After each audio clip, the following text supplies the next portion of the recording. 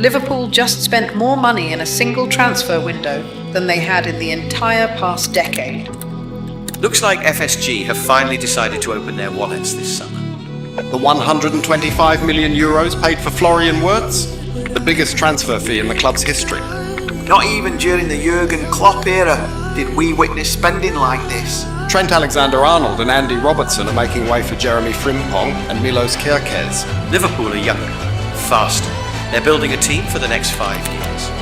The bid prepared for Alexander Isak could rewrite Premier League records. I feel amazing. It's been a long journey to get here. I'm super happy to be a part of this team, this club, and everything it stands for. I want to create history. I want to win trophies. This is a perfect place for me. I always want to give as much as possible to the team. I'm delighted to have this chance and to get this number. Hopefully we can share some amazing moments together. At their very best, when they were winning titles, they went out and bought top-class quality and dominated football for 10 to 15 years. I just get the sense that Liverpool might feel this is a window for them. So Liverpool could feel the next 4 to 5 years could be domination from that team. What's going on at Liverpool is probably the most exciting sporting project in the world. And that isn't even taking into account the history of Liverpool. I'm literally talking about the sporting project. Yeah. The players, the manager, and the approach from above. It's the most exciting and enticing for a player. Liverpool having the best Premier League transfer window of all time. Yes, I think they are. I think what they're doing is truly brilliant because the statement that they're making here is impressive. ISAK. I think he's a great striker, what he can give you off and on the ball. Ekitike. Again, I'm convinced that Ugo Ekitike is very, very, very good at football. Salah. Salah, we've talked about him so many times. He's breathtaking. Wirtz. Florian Wirtz over the last 3 seasons has the most assists of any player who's played in the Bundesliga. SZOBOZLAI. He's a lot more to Liverpool than maybe some people give credit for. McAllister. Obviously he played with world-class players at Argentina and he's now become one of the most important players at Liverpool. And Gakpo. Cody Gakpo is my underappreciated performer. He's got a knack of scoring important goals. Liverpool's attack is honestly quite frightening. In one transfer window, they went from a team that seemed overly reliant on Salah, so you cannot have 3 Mo Salahs for one position, to one where you can get goals from anywhere. One of the greatest transfer windows for a team of all time. Mo Salah! Nobody starts the season quite like he does. The club has been so well run that they're in a situation now where they can launch this serious transfer window. A transfer window that could be era-defining. That's what they're trying to do. I don't think this is about trying to win the league next year. I think they already have a team capable of winning the league next year. I don't even think it's about winning the European Cup in Budapest next year. They already have a team capable of winning the European Cup. This is about trying to retain a league after that, and create a genuine era of dominance. Like nobody questions Liverpool's history. Everybody's fully aware of the glorious past that they have. But I don't think Liverpool have retained a title since 1982, 82, 83. Yeah. Like they haven't retained a league title. So this isn't really about simply creating a great team for next year. This is about creating a team that will be looked back upon in a couple of decades' time as something special.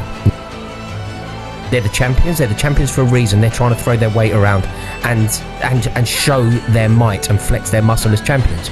But the Ekitike one shocked me because, for all intents and purposes, he was a Newcastle United player. He was going to Newcastle. Yep. Suddenly, Liverpool make a few phone calls. They just make some noise that they're after the player, and suddenly, bang! Ekitike's on tour in the Far East with Liverpool. Crazy how quick that happens. It's a statement. Seeing him high five all those Liverpool players, I'm like, he's already there. It's a statement, isn't it? All right, so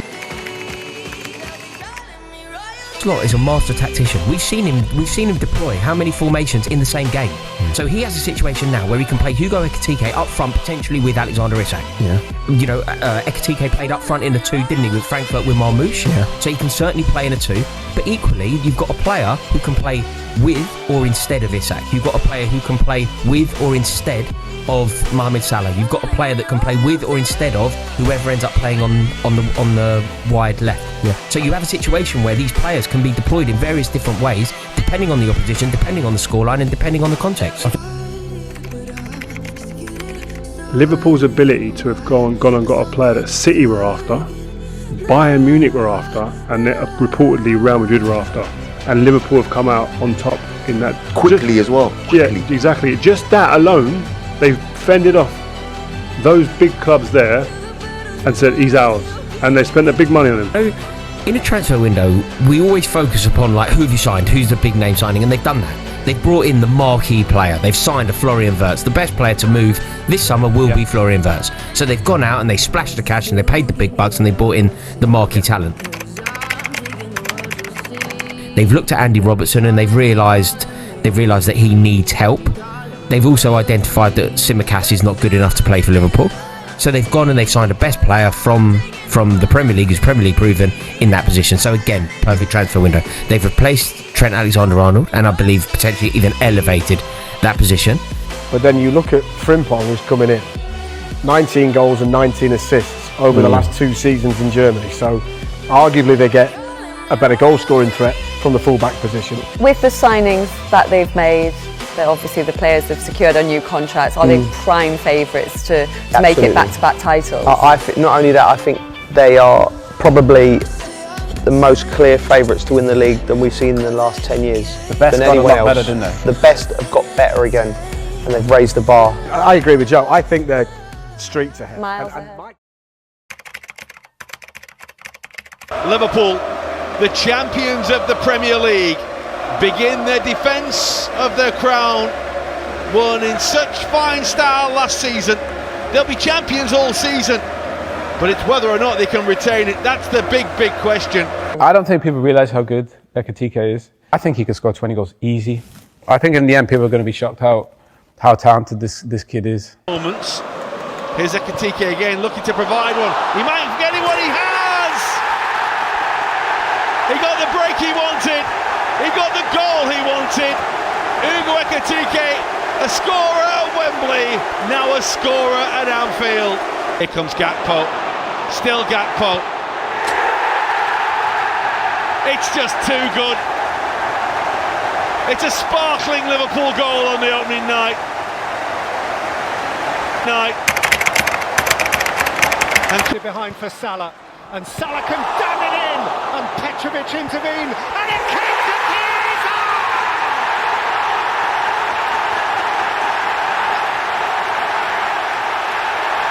Who saves the opening day for Liverpool?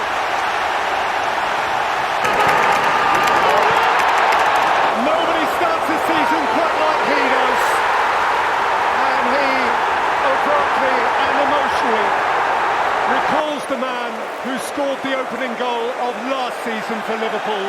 Liverpool's first away game in the defence of the Premier League crown that they won last season is to one of the most difficult stadiums to visit in the Premier League. And the shot is hit, and it's in, and Ryan Gravenberch has scored for Liverpool. Just what champions can do! They've had to ride the early storm. They've done it! It's the third red card of Anthony Gordon's Newcastle United career from the off. And Ekitike makes it 3 in 3 Liverpool appearances for him.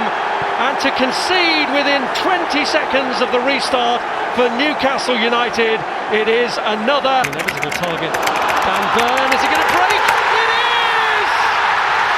Talk about a tale of the absolutely unexpected. Harvey Elliott comes on, and so too does Rio Ungamoa. Elliott.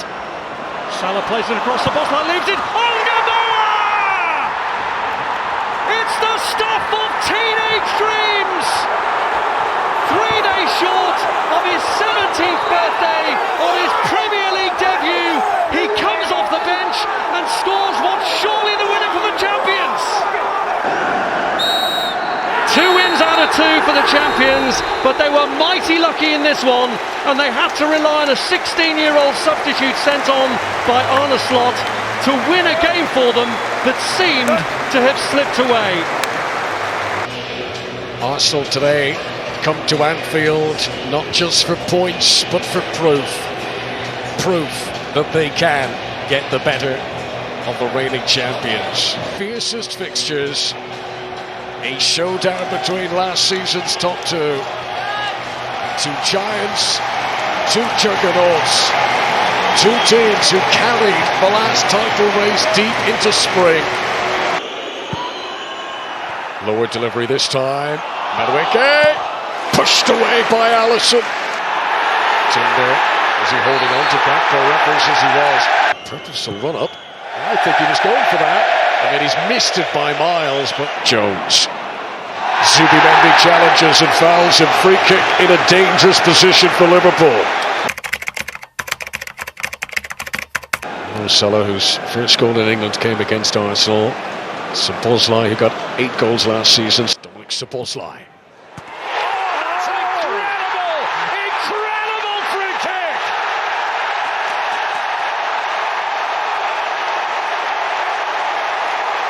From right back to maybe match winner! Dominic SZOBOZLAI illuminates the afternoon at Anfield with a very, very special strike. Oh, what a strike that is. Commanding header from Van Dijk, and there will be time for no more. And Liverpool prove again why the crown resides on Merseyside.